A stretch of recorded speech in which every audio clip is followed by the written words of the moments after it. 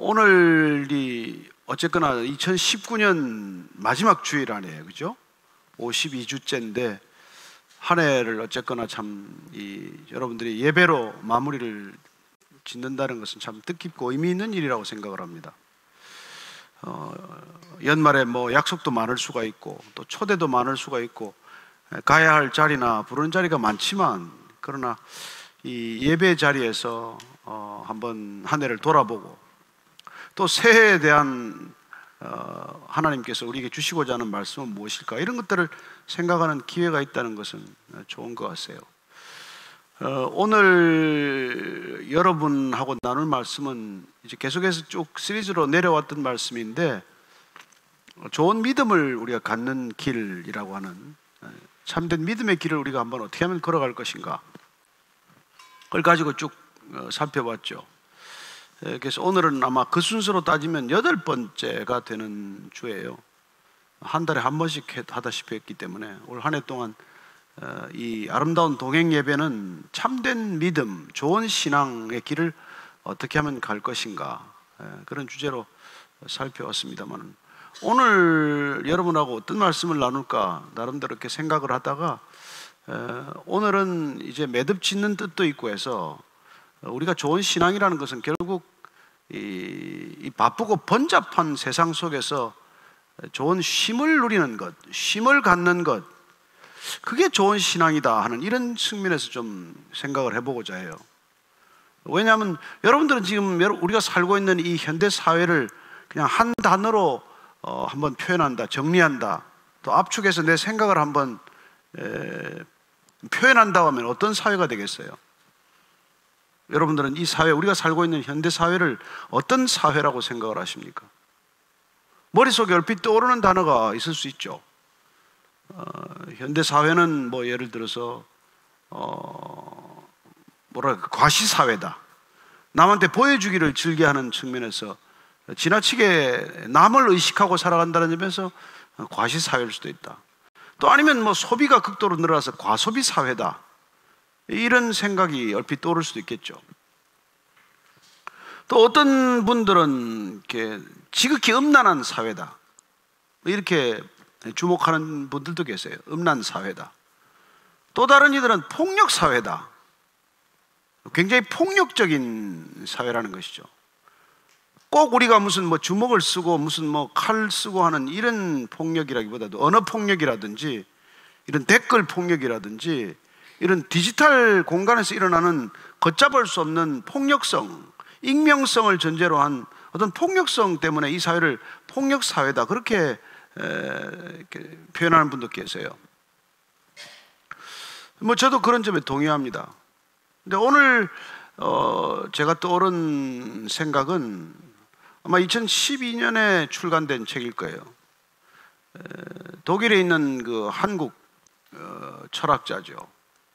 한병철 교수가 피로사회라는 것을 썼는데, 그분은 이 현대사회를 피로사회다 이렇게 이름을 붙였어요. 근데 그게 독일에서 굉장히 큰 주목을 받았습니다. 그래, 얼마나 예리한 비판, 참신한 어떤 시각이라는 이유로 독일 철학계가 굉장히 주목하는 학자가 됐어요. 그래서 그분은 이때까지 동양 사람들이 와서 서양 철학의 큰 테두리 속에서 별로 빛을 발하거나 어떤 그런 두각을 드러낸 적이 없는데, 이 피로사회라는 한마디 정의를 통해서 이분은 일약 독일 철학계뿐만 아니라 유럽에서 주목을 받는 분이 되었어요. 이분이 그 피로사회라고 규정한 그 컨셉을 보면은 오늘날 현대사회는 과거 사회와 패러다임이 확연히 구분된다고 본 것이죠. 과거 사회는 비록 수많은 활동들이 있었겠지만 부정성을 근거로 삼았다는 것입니다. 주로 이 사회를 지탱하고 있는 것은 금지, 하지 못하게 하는 어떤 제한과 제약이라고 하는 부정성이 두드러진 사회였다면, 오늘 현대사회는 굉장히 긍정적인 사회, 긍정성이 강한 사회라는 것입니다. 그렇습니다. 뭘 하지 못하게 하는 것이 아니라 뭘 할 수 있다, 하라고 하는 그런 긍정적인 사회로 패러다임이 바뀌었다는 것이죠. 문제는 그 긍정성이 우리에게 주는 이 부담이나 압력이 과거 사회보다 훨씬 커졌다는 데 문제가 있는 것이죠. 다시 표현하면 이분은 과잉 긍정성, 긍정성의 과잉이 우리에게 새로운 어떤 강압이나 압박감으로 짓눌려 와서 이제 뭔가를 하지 않으면 안 되겠다는 그런 성과주의 사회로 치닫게 되었다는 것이죠. 그래서 성과 사회가 되면서 우리는 성과의 주체로 그냥 전락했달까요? 이런 데 주목을 한 것입니다. 뭐 그렇게 어려운 표현들은 아니에요. 어쩌면 우리 한국 사회도 그런 사회죠. 독일이 주목했던 까닭은 전후에 2차 대전 후에 유럽에서 가장 이렇게 빨리 부흥하고 사회 전체가 굉장히 빠른 속도로 발전한 사회이기 때문에 그들은 그 컨셉에 주목한 거죠. 그렇게 발전했음에도 불구하고 유럽에서 가장 부유한 국가가 되었음에도 불구하고 우리는 과연 행복한가? 우리는 과연 더 자유로워졌는가? 이런 점에서 그 피로사회라고 하는 어떤 포인트에 주목을 한 것입니다. 뭐 우리도 동의할 만하죠. 우리 사회도 굉장히 피곤하지 않습니까? 피로감이 어떤 중압감처럼 우리 각자를 내려 짓누르고 있는 것이죠. 사실 개발 독재를 거치면서 한국 사회는 이 개발 독재 시절에 미국의 타임지가 한국의 어떤 이 특징을 한마디로 이렇게 표현한 게 제 기억이 나요. 한국인의 정신을 Can Do Spirit이라는 제목으로 타임지가 소개를 한 거예요. 한국인들의 의식구조 속에는 지금 뭐든지 하면 할 수 있다고 하는 어떤 그런 스피릿이 지배적이라는 것이죠. 요즘은 보면 아마 베트남이 지금 그런 이 단계에 접어들었다는 것을 보게 됩니다. 굉장히 빠른 속도로 발전하죠. 그러니까 발전이라고 하는 경제적 팽창이라고 하는 측면에서 보면 뭐 좋아 보이겠지만 그러나 그 사회 구성원들이 받는 압력은 해야 한다라는 강박관념 내지는 무언가 성과를 남보다 더 많은 경쟁 사회 속에서 드러내야 한다는 이 중압감 때문에 훨씬 더 많은 어떤 그런 피로감을 갖게 되는 것이죠. 그래서 한 교수는 재미있는 표현을 하고 있는데 그건 뭐냐면 과거에는 어떻게 보면 타인으로부터 억압받거나 착취를 당했는데 오늘날 이 피로사회에서는 자기 자신이 자기를 착취하는 사회가 되고 말았다는 것입니다. 그렇다면 우리는 이 사회에서 피해자입니까? 가해자입니까? 우리 자신이 피해자이면서 동시에 나 자신에게 그런 위해를 가하는 가해자 노릇을 하고 있다는 것이죠. 뭐 현존하는 우리의 실상을 이렇게 압축한 것입니다. 그러나 오늘 뭐 이렇게 주일 저녁에 복잡하게 철학적 이 소견을 가지고 여러분들을 뭐 피곤하게 또 더 피곤하게 할 생각은 없고 왜 제가 이런 것들을 말씀을 드리는 거니까 오늘 이 사회가 피로사회라고 진단한 것이 사실은 조금 더 깊이 들어가 보면 새롭지 않다는 것입니다. 제가 뭐 그분을 폄훼하거나 무슨 뭐 그러려고 하는 얘기는 아니에요. 왜냐하면 그때나 지금이나 인간 존재란 피곤하기 짝이 없는 거거든요. 아니 지금 2019년만 2010년대만 피곤합니까? 2000년 전에는 안 그랬겠냐고요. 예수님이 오셨던 그 당시에 로마 사회는 6,500만 이상 그 안팎의 노예들이 사회 중추적인 역할을 인프라스트럭처를 감당하고 있었어요. 그 노예들이 쉼이 있습니까? 노예들이 피로감에 젖어 살지 않았겠습니까? 그때는 착취나 약탈을 위한 전쟁이 일상화됐던 시대예요. 걸핏하면 전쟁이 일어나는 세상에서 무슨 쉼이 있겠습니까? 얼마나 불안하고 얼마나 힘든 세상을 살았겠어요. 또 여성이나 어린아이들이 노동력 취급을 받던 그 시대에 무슨 그 여성들의 인권이나 아이들의 그런 인권이 보장이 돼서 그들이 평안한 삶을 누렸겠습니까?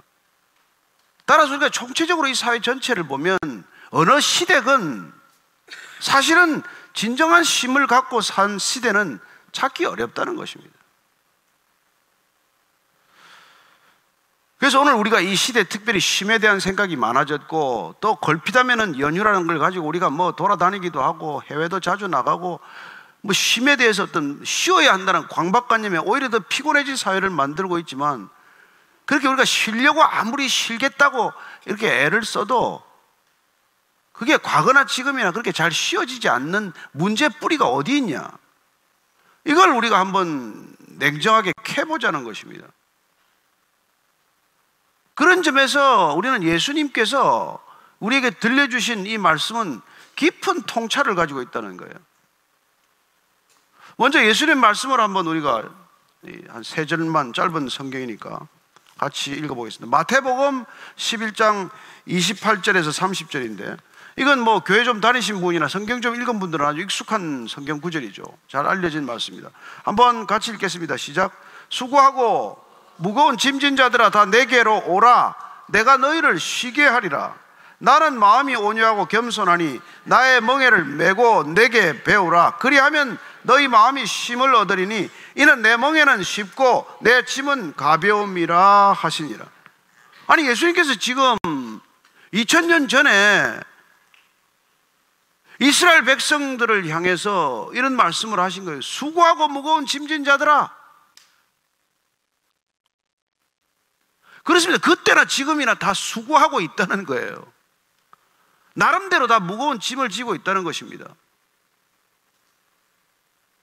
어느 시대 어떤 지역에서 어떤 삶의 환경에 처해 있건 우리 나름대로 각자 수고하고 사실 애쓰고 힘들고 피곤하고 이런 짐들을 다 가지고 있다는 거예요. 이 짐 지고 과연 내가 인생을 마칠 수 있을까? 그렇게 무겁게 여겨지는 짐이 누구에게나 있을 수 있다는 것입니다. 아니, 지금 이게 우리 지금 이 시대를 두고 하는 얘기가 아니잖아요. 수고하고 무거운 짐진 자들아, 힘들어서 지치고 피곤하고 어쩔 줄 모르는 자들아. 그런데 그 피로사회에 대한, 피로감에 대한, 그 스트레스의 중압감에 대한 예수님의 처방은 무엇입니까?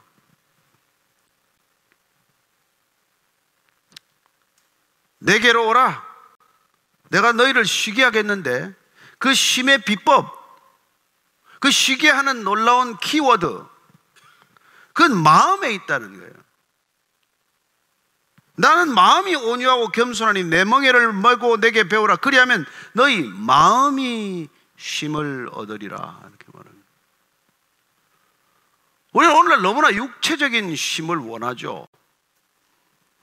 몸을 혹사하다시피 해서 이렇게 피곤하게 하고 또 좀 뭐 쉬고자 하는 것이고, 정신을 혹사시켰다가 정신에 좀 쉼을 얻고자 하지만 예수님께서 진단은 정확하게 뭐라고 하십니까? 너희 마음이 쉼을 얻어야 한다는 거예요. 따라서 우리가 마음이 힘들면 몸이 아무리 뭐 일이 없은들 뭐가 쉼이 있겠어요? 마음이 불편하면 여러분 휴가지에 가서 얼마나 쉼을 잃어버립니까? 아니, 신혼여행 갔다가 뭐 싸우고 비행기 돌아오는 비행기에서 이혼하는 사람도 있대요. 휴가지에 가서 휴가 끝나고 와서 이혼하는 사람들도 있더만요. 왜 실컷 휴가지에 가서 왜 싸우고 이혼을 합니까? 그들이 마음이 더 힘들어졌기 때문에, 마음이 더 어려워졌기 때문에. 따라서 예수님께서는 오늘 우리를 초청하셔서 너희 마음이 쉼을 얻어야 되는데 그 마음이 쉼을 얻으려면 내게 와서 배우라는 거예요. 세상의 지혜가 아니라 예수님께 와서 지혜를 얻게 되면 얻을 수 있다는 거예요. 그런데 예수님께서 나의 마음은, 예수님의 마음은 두 단어로 얘기해요. 온유하고 겸손하다고 말합니다. 쉼이 어디 있다고 말씀하시는 거죠? 온유한 마음, 겸손한 마음에 쉼이 있다는 거예요. 뭐 돈 벌어서 큰 집에 잠 잘 오는 침대에서 킹 사이즈에서 무슨 이상한 베개 베고 자야 이 쉼이 있는 게 아니라는 거예요. 점점 더 피곤한 사회가 될지 모르지만 피곤의 본질, 피로의 뿌리, 쉼의 본질, 이건 그때나 지금이나 다르지 않다는 거예요. 저와 여러분들의 마음이 온유하고 겸손하기 위해서는 이 세상에서 배울 도리가 없으니까 예수님께서 나한테 와라, 나한테 와야 배운다는 거예요. 그래서 스스로 예수님께서 난 마음이 온유하다, 겸손하다고 합니다. 자, 온유와 겸손에 대해 조금 더 살펴야 되겠죠? 온유란 건 뭐예요? 가장 쉽게 말하면 친절한 거예요. 부드러운 겁니다. 온유 자체가 사실은 겸손하다는 뜻도 있어요. 그렇죠. 동정심이 많거나 인정이 많거나 사람에 대해서 늘 관대하거나 이런 내적 태도를 말하는 것이죠. 나는 온유한 사람이다. 예수님께서 지금 나는 온유하다고 말해요. 그분은 긍휼이 많고 자비가 많고 사랑이 많지 않습니까? 거기에 힘이 있다는 거예요. 거기에 힘의 비밀이 있다는 것입니다. 뭐 12시간 하던 걸 8시간 일하고 뭐 52시간 하던 걸 48시간 줄이고 뭐 그런 것도 방법이 되겠지만, 그러나 본질적으로 인간의 힘이란 그런 태도에 있다는 거예요. 또 한 가지 겸손이란 뭘까요? 겸손하다. 겸손은 기본적으로 낮은 것입니다. 낮은 태도, 낮은 마음이에요. 높아지고자 하는 교만에 반대가 겸손 아니에요. 사실 겸손, 영어 단어 humility는 라틴어 humus로 들어가면 그건 흙이라는 뜻이에요. 부식토, 흙이에요, 흙. 어쩌면 겸손이란 인간이 자기 자신이 흙에서부터 비롯되어라는 것. 아담이 흙 아니에요. 거기서 출발한 존재라는 걸 아는 것에서 시작이 되는 거예요. 여러분, 흙이 뭐 바쁠 게 뭐 있어요? 사람 발에 밟히는 존재인데 가장 낮은 곳에 있는 것, 이 지상에 가장 낮은 데 있는 게 흙인데 뭐 그 흙이 뭐 그렇게 대단해요. 그래서 인간의 본질을 아는 태도, 본질에 대한 깨달음이 있는 마음의 중심, 여기에 쉼이 있다는 것입니다. 쉼의 비결이란. 뭐 여러분들 얼굴을 보니까 별로 감동이 없는데 제가 보니까 쉬고 싶은 생각도 없는 분들 같아요. 그런데 주님께서 이 쉼에 대한 얘기가 중요합니다. 왜냐하면 우리가 이런 쉼을 누리지 못하면 결국 피로감에서 회복되지 못하고, 여러분 피로하면은 필연적으로 음란해집니다. 인간의 육신은 신기하게도 피로하면은 점점 자기 자신의 존재를 확장하거나 자기 존재를 점점 지켜내고자 하는 그런 본능적 욕구에 끌려가기 때문에 피곤한 사람들이 주로 찾는 게 음란한 쾌락이에요. 그래서 이 사회 전체가 피로사회로 간다는 건 대단히 건강하지 못한 조짐이고, 이토록 음란해지고 있는 세상의 실상, 이 현실을 설명하는 중요한 이 키워드라는 거예요. 그래서 이 피로감에서 풀려나지 못하면 음란과 폭력에서조차도 벗어나지 못합니다. 사람이 피곤하면 짜증나잖아요. 좋게 응대를 못하지 않습니까? 말 한마디도 거칠어지잖아요. 어쩌면 말보다 주먹이 먼저 나가겠죠. 건드리지 마! 나! 부부간에도 금방 피로해지면은 여러분 서로 간에 그렇지 않습니까? 아내는 하루 종일 집에서 시달리고 아이들한테 시달리고 피로감에 젖어 있고, 남편은 하루 종일 직장에서 나가다가 윗사람한테 뭐 비난받고 아랫사람한테 또 이게 뭐 좋지 않은 소리 듣고 하루 종일 피곤해서 돌아오는데, 피곤한 사람 둘이 만나면 여러분 무슨 좋은 대화가 있겠어요? 그리고 집에서까지 또 폭력적인 은사들을 주고받게 되고 결국 가정 전체가 흔들리는 것을 경험하게 되기 때문에 우리는 피로라고 하는 문제를 가볍게 볼 일이 아니라는 것입니다. 사회 전체적으로 볼 때.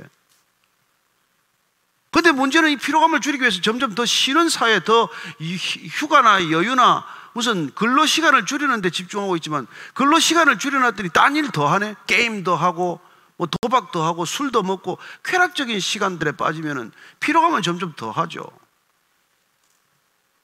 그래서 오늘 우리가 이 피로감에서 벗어나고 2019년 쌓인 피로를 우리가 풀기 위해서는 우리의 마음에서부터 그 답을 찾아야 한다는 것입니다.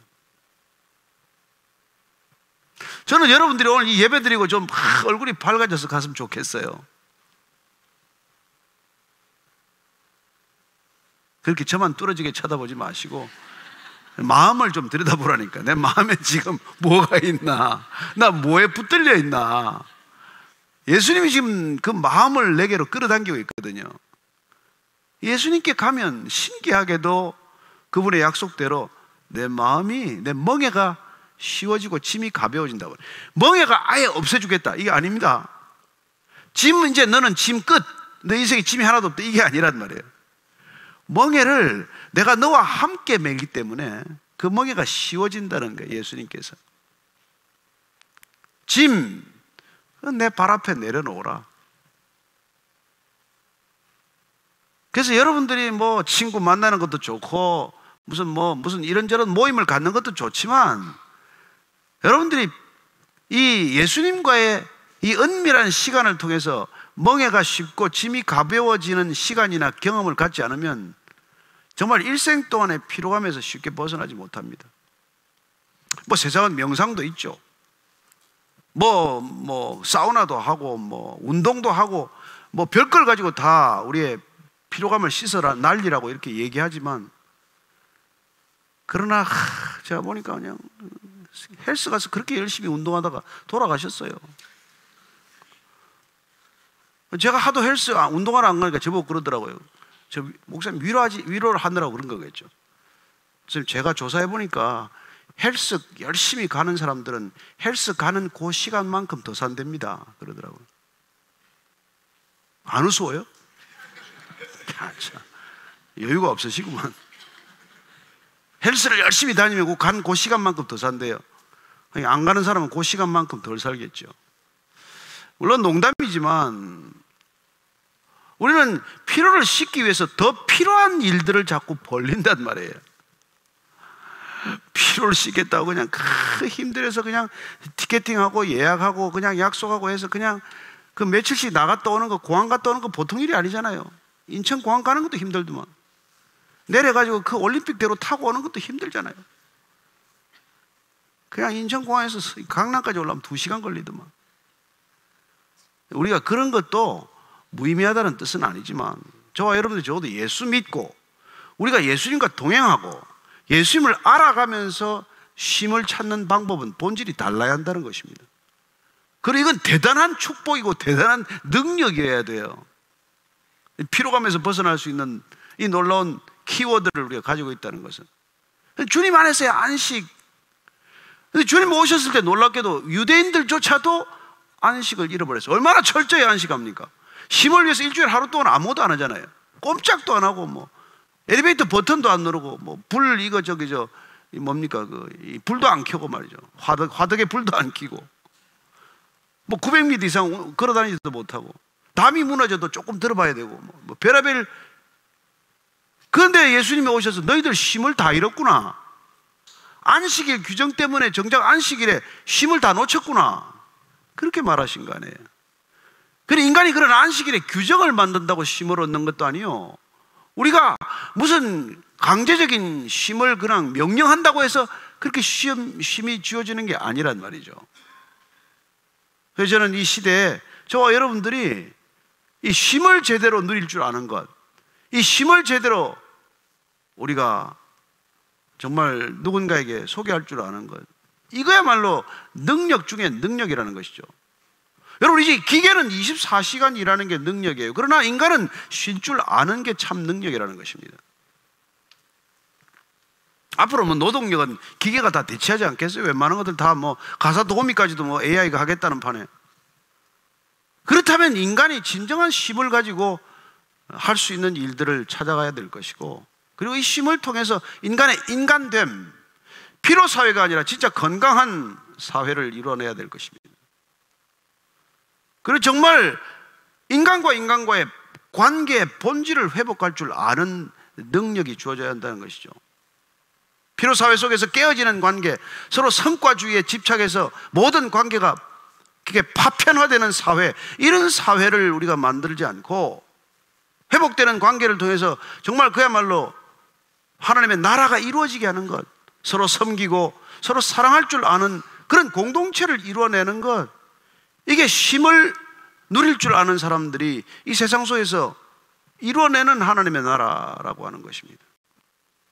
사도 요한은 그러나 이 쉼이 깨어지는 이유를 또 하나 발견했어요. 그래서 우리 요한일서 2장 16절 보면 이것 때문에 본질적으로 우리 마음에 쉼이 없다고 말씀해 주고 있습니다. 요한일서 2장 16절 말씀 한번 같이 읽을까요? 시작.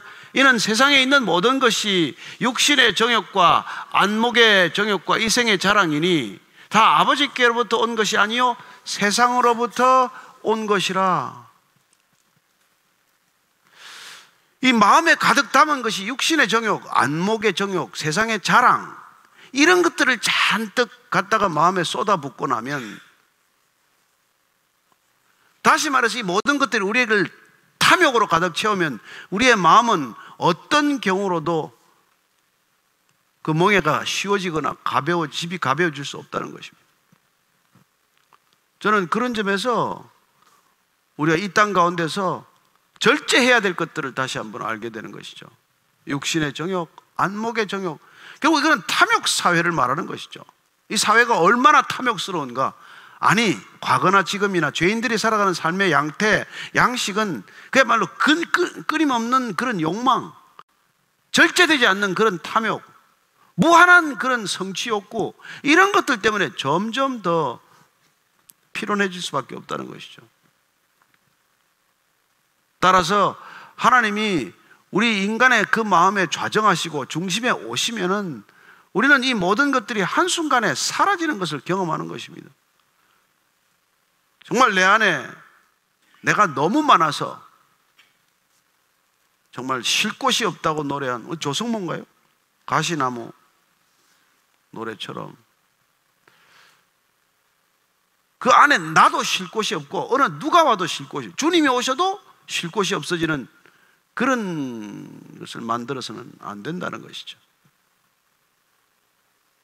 그래서 내 육신의 정욕이나 안목의 정욕이나 이성의 자랑을 드러내면 그게 바람에 날려가면 그러면 우리의 중심에는 놀랍게도 예수님께서 좌정하실 수가 있고, 그 자리는 그 왕좌, 그 보좌에는 하나님이 앉기 위해서 만들어 놓은 자리인데, 그분이 오시면은 둘의 은밀한 관계, 정상적인 관계, 하나님의 하나님 되심, 인간의 인간됨이 복원되면, 그러면 우리는 조급하거나 과욕을 부리거나 탐욕을 부리거나 하지 않게 된다는 것입니다.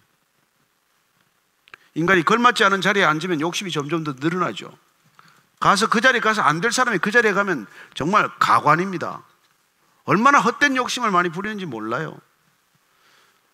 저는 그런 정치인, 그런 경제인, 그런 문화예술계 인사들을 들어보지만, 그러나 참 보면 안타깝고 불쌍할 따름이에요. 된 줄로 알지만 된 거 하나도 없습니다. 점점 불안한데 그 속은 점점 더 불안하고 피곤할 뿐인데 그래서 음란으로, 쾌락으로, 술로, 도박으로, 거짓말로 그렇게 인생을 망가뜨리는 거죠. 그래서 자기가 자기 자신을 착취하는 사회 속에 점점 빨려든다는 것입니다. 저와 여러분들 2019년을 우리가 마무리하면서 우리는 우리 자신을 더 이상 착취하지 않기로 결단해야 됩니다. 그래서 우리 안에 그분에게 자리를 내어드림으로 샬롬, 평강이 우리에게 자리 잡게 되기를 바랍니다. 부활하신 예수님이 찾아오셔서 첫 번째 제자들에게 샬롬, 평안이 있을지어다 이렇게 말합니다. 두 번째 숨을 내쉬면서 성령을 받으라 그렇게 말씀하십니다.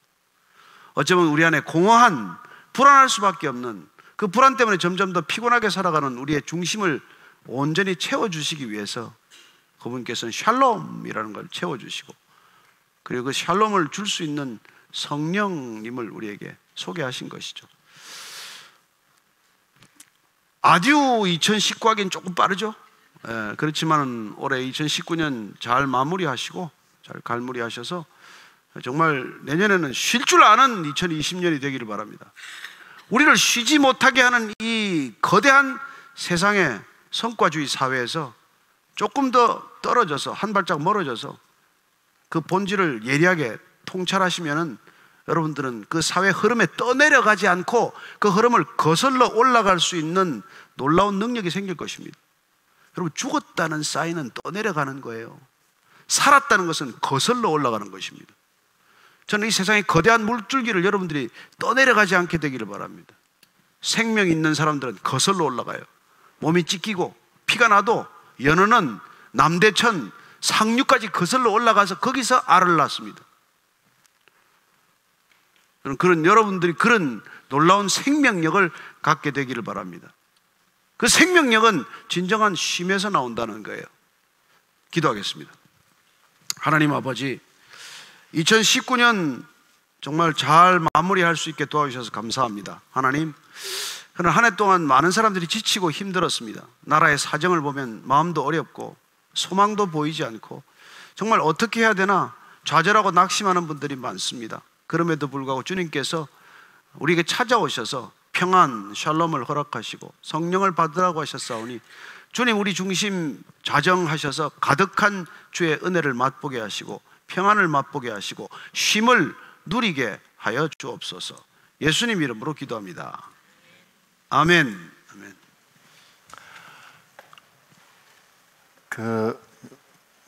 목사님 저 때문에 쉬셨던 좀 이제 말씀을 들으면서 목사님께서 저 때문에 이제 쉬셨던 그 날이 기억이 났어요.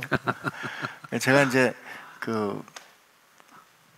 보스턴에 이제 신학교 가기 전에 7월달에 보스턴에 갔는데 목사님께서 여름학기 공부를 하시던 때였거든요. 근데 제가 왔다는 얘기를 듣고 그 공부하던 학기 그 클래스를 쉬신 거예요.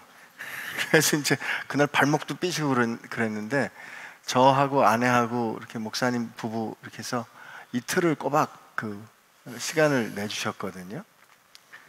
그리고 물론 그 여름 학기는 미드드로를 하시고 덕분에 저는 목사님께서 잘 인도해 주셔가지고 이제 학교 입학 허가도 받고 그리고 그때 그 가재를 저만 2마리 이렇게 사주시면서 다른 분들도 1마리씩 드실 때 그때 그 퀄리티 타임이라는 거 있잖아요. 그래서 지금도 그때 그 보스턴의 볕이 아직도 기억에 있거든요. 그래서 한편은 좋은 쉼이란 누구와 더불어 보내는 건가 그런 생각도 들고 또 쉼을 위해서는 어떤 소중한 걸 위해서 기꺼이 자기 어떤 거를 내려놓거나 혹은 멈춰야 하는 뭐 그런 게 있지 않나 하는 생각도 좀 들어요. 근데 이제 제가 자라면서부터 이제 이렇게 야단을 많이 맞고 한 것 중에 하나가 이게 관계 중심이어서 무슨 일의 목표가 뚜렷하다가도 그 관계가 좋으면 그냥 쉽게 일을 이렇게 멈추거나 떠나버려요. 그래서 좀 좋지 않은 버릇으로 이렇게 됐는데 뭐 살면서 그렇다고 뭐 그렇게 또 일 못한 것도 아니에요. 아닌데 저는 항상 어떻게 보면 어려서부터 이게 조금 사랑에 목말랐다 할까요? 그런 것 때문에 사람이 좋고 사람을 좋아하게 되면 그냥 일을 다 팽개치고라도 그냥 그걸 하고 그러다 보니까 막 술을 마셔도 2차, 3차 끝까지 가고 그 다음날 뭐 새벽까지 술을 마시고 이제 그게 그런 안 좋은 버릇들이 많이 생겼는데 그러나 지금 돌이켜보면은 그런 것들이 다 목회 훈련이더라고요, 보니까. 지금 누군가 굉장히 견뎌받고 있을지 몰라. 지금 조심하셔야 돼요. 거봐, 나 지금 목회 훈련하는 거야. 그러면서. 근데 이제 굉장히 성과 중심, 목적 중심, 목표 중심인 분들 있잖아요. 막 그냥 절심으로 달려가는 분들 계신데 그게 뭐 잘못됐다는 건 아니지만 그 때문에 소위 이웃과의 관계를 다 손상시키고 이웃과의 관계를 이걸 다 뭐랄까 희생시키면서까지 가는 건 위험하다고 보는 것이죠. 그게 이 사회가 피로 사회로 가는 이유거든요. 그래서 어떻게 보면 부부 관계도 남편이 너무 목적지향적인 그런 남편이라든지 하게 되면은 뭐 아내나 아이들이 아프건 말건 본인은 그냥 무슨 뭐 독립투쟁하듯 그렇게 밖에 나가서 일을 하고 있는 것이죠. 그러나 저는 이 선진 사회라는 게 보면은 그게 그렇게 목표 지향적인 사회만은 아니라는 걸 보게 됩니다. 참 놀라운 게 미국에서는 이 스테이트 디너라고 대통령이 초청하는 백악관 만찬이라도 아내가 아픕니다 하면은 그게 익스큐즈가 돼요. 안 나가도 돼요. 실제로 장관이 그런 걸 봤고 그 옛날에 로버트 라이시라는 노동부 장관이 애가 아버지하고 시간이 좀 더 필요합니다. 그 말에 장관직을 버렸어요. 얼마나 놀랍습니까? 그 조지 슐츠 국무장관이 이제 그 2기 사역 대통령이 연임돼 가지고 아마 빌 클린턴 때인가요? 누군 때가 4년 마쳤는데 다시 4년을 같이 하자고 그러는데 그분 딱 한마디 나는 이제 가정으로 돌아가야 합니다. 나는 그런 것들이 한 사회를 건강하게 지키는 거라고 믿는 것입니다.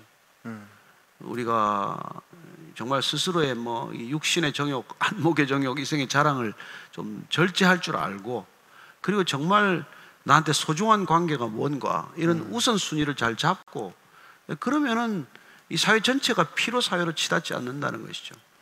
개인적으로 저는 25년 직장 생활하면서 17년간 휴가를 못 갔어요. 못 가는 사정이 생긴 것도 있지만 대부분은 자진 반납한 거예요.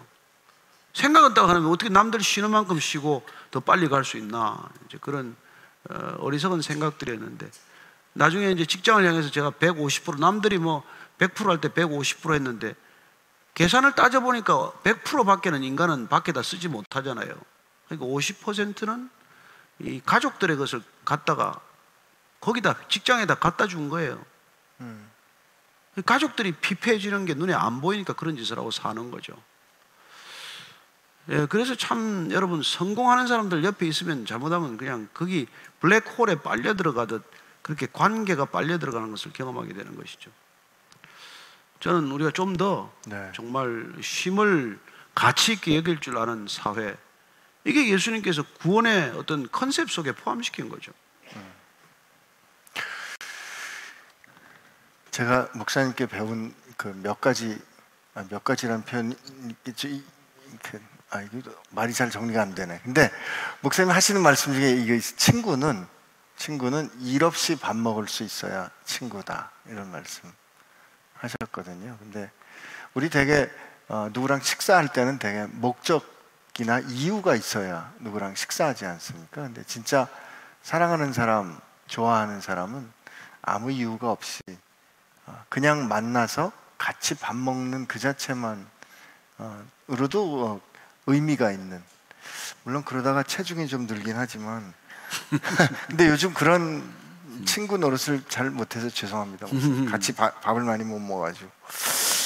그 사이에 질문이 왔습니다. 모태신앙인 제 친구가 몇 년 전에 기독교 회의를 느끼고 완전히 마음을 돌렸는데요, 요즘 도월의 마가 강해라는 걸 들으며 성경 자체가 소설이라고 예수는 허구라는 식으로 말하게 되었어요. 이 친구의 마음을 다시 돌이킬 방법은 정녕 없을까요? 성경을 안 믿으니 읽으려고 하기도 참 어려운 상황이네요. 그냥 일 없이 밥 먹어 주는 거죠. 네. 밥 먹고 들어주고 결국 사랑에 무너집니다. 인간이 무슨 설득이나 논리에 무너지지 않아요. 진정한 사랑은 허물어뜨리지 못할 장벽이 없고 정말 극복하지 못할 어려움이 없어요. 저는 오늘날 기독교가 전파되지 않는 이유는 사랑 없이 전하기 때문이라고 생각하는 사람이에요. 사랑하지 않으면서도 그냥 목사가 자꾸 전도하려니까 가서 찔러보고 그건 아니죠. 정말 그 한 사람을 사랑하면 그건 알게 돼요. 저는 제가 아는 분이 정말 누구를 위해서 기도하는데 그 암에 걸렸다는 소식을 듣고, 하나님 저를 데려가세요, 이 친구 살려주세요. 그 친구가 안 믿겠어요? 그렇게 남몰래 기도하는데. 그러니 저는 우리가 기독교의 본질을 놓치고 자꾸 가지만 가지고 사니까 그렇게 삭막해지는 거죠. 사랑하라고 그랬는데 사랑은 안 하고 나머지 일들 하면 뭐해요? 사랑 없는 공동체를 키우면 뭐 할 건데? 사랑이 없는 건물만 지으면 뭐 할 건데? 사랑 없이 복음은 왜 전하겠어요? 안 전해지죠. 복음이 사랑인데. 그래서 저는 이런 친구, 네가 교회를 나오든 안 나오든 성경을 읽든 안 읽든 난 네가 좋다. 같이 밥 먹을 수 있잖아요. 네. 그냥 얘기 들어주고, 네. 또 그러다 힘들면 같이 기도해주고, 너 오늘 많이 힘들어 보이는데 내가 잠시 기도할게. 네. 그러면 되는 거죠. 네. 네, 사실 이 성경의 이 역사적 사실에 대한 증명이나 심각한 검증, 이런 건 또 그 일을 학문적으로 하는 분들이 엄청난 무게와, 여기 예를 드신 그분의 학식으로는 비교할 수 없는 엄청난 무게와 노력으로 이미 증명이 되기도 한 사실인데, 좀 이런 부분에서 좀 우리 사회가 좀 자극적인 언사에 이렇게 휘둘리는 것 같아서 좀 안타깝기도 합니다. 또 다른 질문인데요. 안녕하세요 목사님, 오늘 쉼에 대한 말씀 참 감사합니다. 제 누나가 5년째 수면제를 달고 사는데 약물 중독 상태가 심각해져 가고 있습니다. 가족들이 오랜 기간 기도하고 있고 병원도 수십 군데 다녀봤지만 여전히 수면제와 다른 약물들에 대한 의존도가 높습니다. 기도를 할 때 희망이 있었는데 누나가 낫질 않으니 희망이 사라져 갑니다. 누나가 참된 쉼을 얻기 바라는데 이런 약물 중독에 빠진 누나를 위해 할 수 있는 게 기도밖에 없을까요?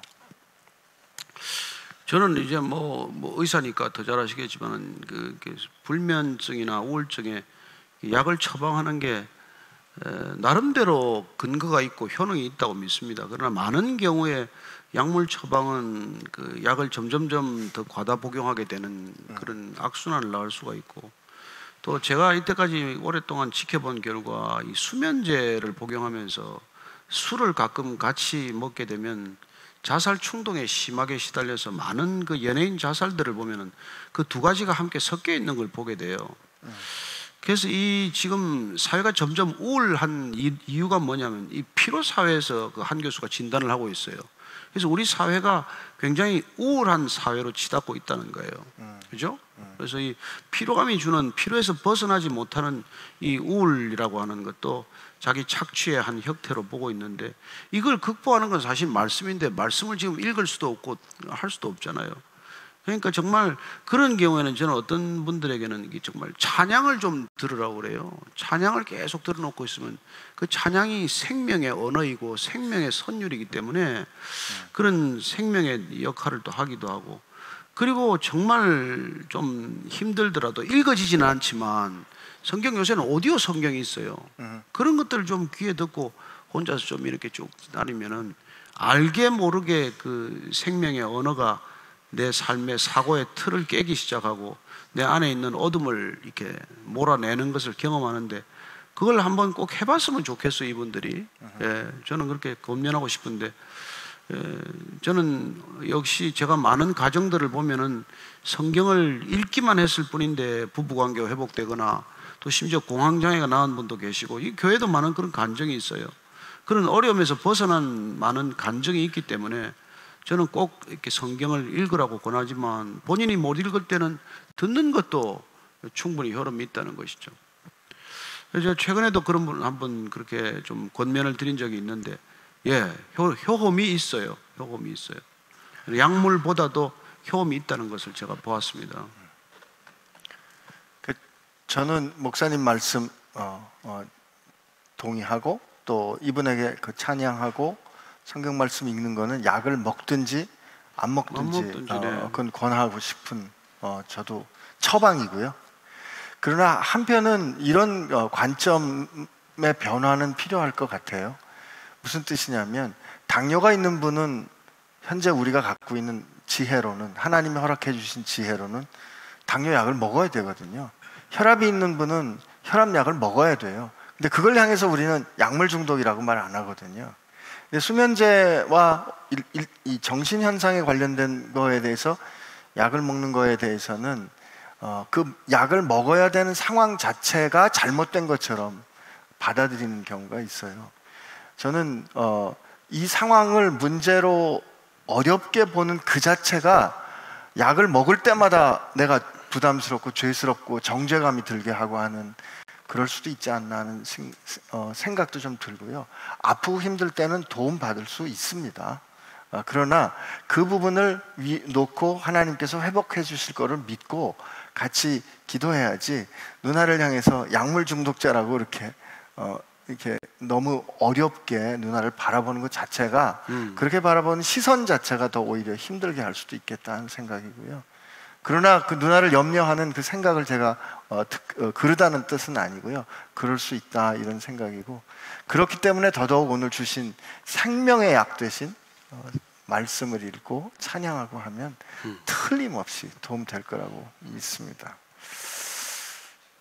또 우리가 너무 이렇게 정형화된 삶의 패턴을 건강이다, 건강치 않다 이렇게 규정하는 것도 좀 조심해야 돼요. 네. 저는 약들을 보면 어떤 사람에게 좋은 약이 어떤 사람에게 안 좋거든요. 네. 또 저는 뭐 미국에서 약 처방받은 게 한국에 와서 보니까 굉장히 단위가 너무 높아서 뜻하지 않은 부작용을 경험하기도 했고, 네. 그래서 약물이라는 게 항상 어떤 절대적 기준을 가지고 있는 게 아니라는 것이죠. 네. 그리고 또 한 가지는 내 자신을 자꾸 병으로 규정하지 말라는 것입니다. 네. 제가 이 의사가 앞에서 좀 말하기 죄송스럽지만은, 근데 이게 병원이 하는 일이 병명을 만들어내는 거예요. 왜냐하면 병명이 없으면 보험 청구가 안 된답니다. 그래서 이 약에 보험 수가를 적용하기 위해서도 병명이 있어야 돼요. 우울증, 사람이 좀 기분 나쁠 수 있죠. 근데 우울증 붙이면 병 환자가 되는 거예요. 네. 조울증, 기분 좋을다가 또 기분 나쁠 때도 있는 거지. 그게 뭐 조울증 이름 붙이면은 그게 병이 되고 마는 거예요. 사실 우리는 많은 병을 지금 만들어내고 있는 중이죠. 저는 뭐 잠 좀 안 온다고 제가 불면증 이렇게 말하지 않습니다. 뭐 낮에 낮잠 좀 많이 자면 밤에 잠 안 올 수 있죠. 그렇잖아요. 그 다음에 또 뭐 시차가 바뀌면 잠 안 올 수 있죠. 그러나 저는 시차 바뀌어도 걱정 안 합니다. 그거 뭐 졸리면 자고 안 졸리면 안 자면 되는 거지. 괜히 시차 적응했다 돌아오면 또 시차 때문에 고생하는데 그럴 게 뭐 있어요, 그죠? 목사님, 사모님 그러셨잖아. 그래. 목사님은 시차가 없으시다고. 네, 그래서 틈만 나면 졸기 때문에. 당신은 항상 졸기 때문에 뭐 시차가 없다 이런 얘기도 하는데 아니 뭐 그럴 수 있죠. 피곤하면 졸니까 그렇죠. 그래서 우리가 너무 이게 밖에서 규정한 개념을 우리에 너무 적용하지 말라는 것입니다. 너무 이렇게 시달리지 말라는 거예요. 그것도 필요해요. 정말 그렇습니다. 이게 저 아기 낳는 거를 출산한다고 그렇게 표현하는데, 그건 엄마를 중심으로 하는 표현이에요. 엄마가 아기를 낳는다, 출산. 그러니까 출산하는 거는 건강한 여성이 그 여성성을 확인하는 아주 본질적인 생명 현상인데, 이거를 언제부턴가 분만이라고 부르기 시작했어요. 근데 이 분만은 의사를 중심으로 한 언어거든요. 그렇게 분만이라고 이 상황을 부르니까 당연히 아기 낳을 때 병원에 가야지, 안 가면 이상하게 되는 게 됐거든요. 그래서 요즘 뭐 자연주의 출산이나 아니면 거꾸로 산파들을 통해서 집에서 아기를 낳으려는 여성들이 많이 있는데, 그때 경험들을 이렇게 인터뷰한 거 보면 그렇게 낳는 동안에 굉장히 나는 여성으로서 완전하다라는 것을 경험하게 된다 그러기도 해요. 그래서 아까 목사님 말씀해 주신 병명을 만들므로 인해서 어떤 현상이 병이 되는 이런 거를 이제 의료화된다 그러거든요. 근데 사실 우리 현대에 그런 게 많이 있긴 하죠. 그래서 아까 그 수면제 문제도 그렇고, 뭐 의사들 뭐 신경성 위염 뭐 이런 거 있잖아요. 이런 게 이게 다 병원과 의사가 만들어낸 병이에요. 신경성 위염이란 게 원래 없어요. 또 이런 이제 누가 따질지 모르겠는데 없어요. 위험한 발언이 계속되는데 여기서 중단하도록 하겠습니다. 그래서 뭐 아니면 많은 거죠. 뭐 의사 못하면 뭐 어떡하죠? 이미 의사는 아니에요. 아닌데. 근데 제가 아무리 경험을 해봐도 생명의 주인은 예수님이시지 의사는 그저 도움을 줄 뿐입니다. 그 사이에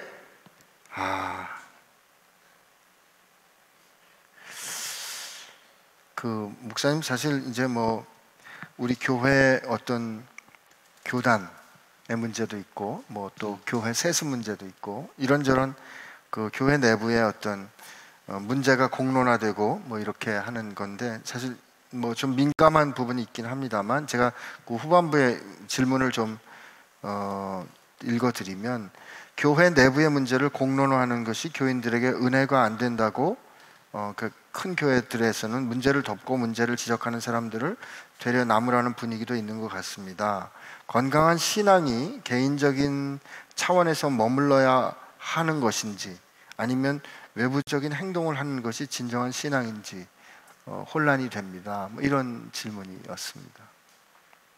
글쎄 뭐 구체적으로 어떤 문제인지 뭐 저희들이 이렇게 알 수 없기 때문에 일반화시켜서 말씀드릴 수는 없죠. 그렇지만은 저는 교회가 교회성을 잃어가면서 진정한 교회인 사람을 억압하거나 또 사람을 이렇게 힘들게 하는 것은 교회 본질에서 벗어났다고 저는 보는 사람이에요. 교회는 건물이나 제도가 아니라고 누차 수없이 말씀드렸기 때문에, 교회는 뭐 우리 사람이 교회죠. 예수님께서 이 땅에서 불러낸 사람들, 그분께서 나를 따르라고 하신 이 사람들이 교회인데 그 사람들을 이렇게 힘들게 만들어서 가면서까지 한 교단이나 제도로서의 교회나 기구나 그런 틀로서의 교회를 자꾸 지키겠다고 하는 것은 이게 본질이 뒤바뀐 것이라는 것입니다. 진정한 교회를 지키기 위해서 우리는 제도를 벗어야 될 때도 있고 틀을 깨야 될 때도 있는 것이지 예수님께서 그걸 하러 오신 것 아니에요.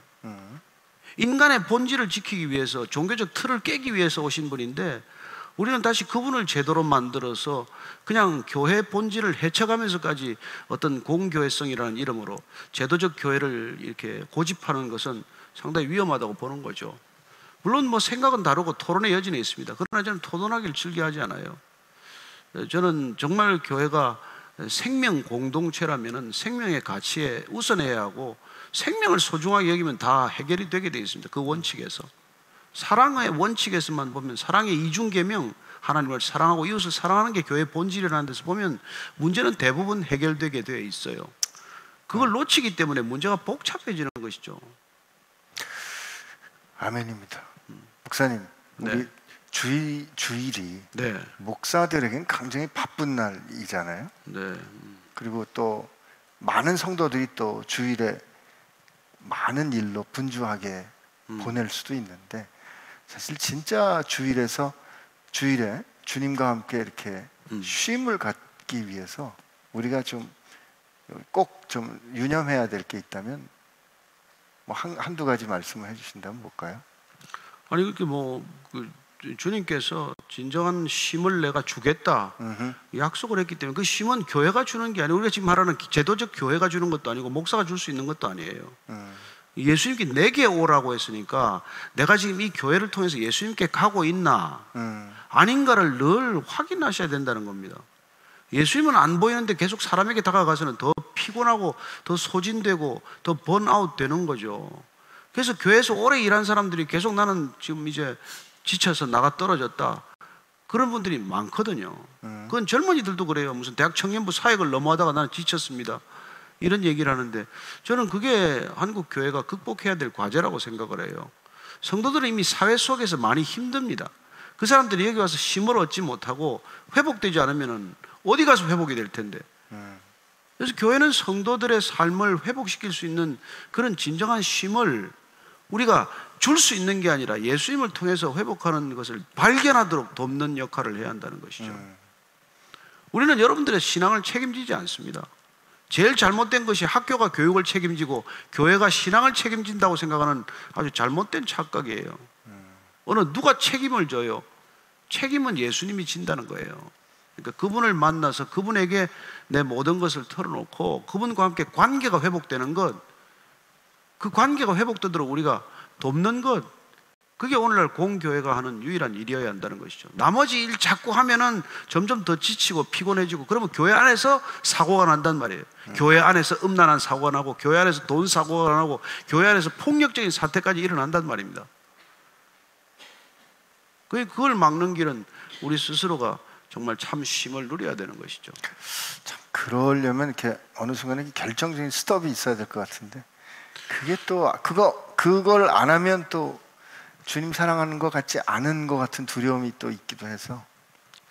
그래서 사랑은 허다한 두려움을 내어 쫓기 때문에 그분의 사랑이 우리 안에 오면 두려움은 쫓겨나가는 것이지 뭐 내가 두렵지 않자라고 결심한다고 되나요? 그러니까 물이 차면 공기가 빠져나가듯이 그분으로 채우지 않으면 우리는 그 빈 공간을 우리 능력으로 내쫓을 길이 없는 것이죠. 우리가 무슨 힘으로 공기를 내쫓습니까? 그러나 물이 차면 컵에 공기는 빠져나가는 거예요. 그래서 주님이 성령 충만하라 그렇게 말씀하시는 것이죠. 결국 쉼은 주님께 가야, 그렇죠. 주님으로 채워져야. 네. 네. 사랑하고 있기만 하면 채워지는 것이죠. 마치 우리가 PC 배터리가 딸랑딸랑 하면은 그냥 플러그 인 하고 기다리면 채워지는 거 아니에요? 주님과 함께 가만히 바라보고 있기만 하면 채워지는데 자꾸 그거는 안 하고 일만 하니까 자꾸 더 지치는 거죠. 마지막 질문으로 쏙 지나가면서 하는 질문인데요. 네. 목사님 사모님하고 계시면 편안하시죠? 그럼요. 저는 그래서 제가 어제도 주례하면서 그랬어요. 정말 여러분들이 30년 살면 더 훨씬 깊은 부부관계를 경험해야 된다. 10년, 20년 때보다 저는 이제 35년이지만 50년이 경험하고 싶어요. 그때는 어떨까? 이 부부 관계가 정말 열정적으로 사랑하다가 정말 친구처럼 무르익다가 그야말로 영혼의 정말 하나됨을 경험하고 그 단계 다음은 어떤 걸까? 이런 게 기대가 되는 것이죠. 저는 여러분들이 정말 부부관계가 소중합니다. 교회가 부부관계의 기초 위에서 세워져야 한다는 것 명심하십시오. 아멘. 역시 아멘입니다. 기도해야 될 것 기도하고 같은데. 마치시죠. 그러고 보니까 하나님이 사람을 지으시고 사람이 하나님과 보낸 첫날이 안식일이었어요. 그래서 하나님은 우리를 그 안식과 더불어서 그 삶을 시작하도록 디자인하셨다는 사실 기억하시고 지난주엔가 언젠가 목사님 말씀하셨는데 우리의 한 주일의 시작은 주일이다는 생각. 그래서 나는 하나님과 하나님께서 주시는 그 공급함으로 산다라고 세상에 선언하는 게 여러분과 저의 쉼 되기를 축복합니다. 같이 기도하겠습니다. 주님, 살면서 우리가 해야 될 일, 또 할 수 있는 일 경험하고 또 동시에 하기 어려운 일, 생각만 해도 버거운데 어쩔 수 없이 마주서야 하는 현실들을 느낄 때 참 무겁다, 버겁다 하는 짐으로 느껴집니다. 그런데 오늘 주님 말씀하시기를 너 그 무거운 짐이 있느냐?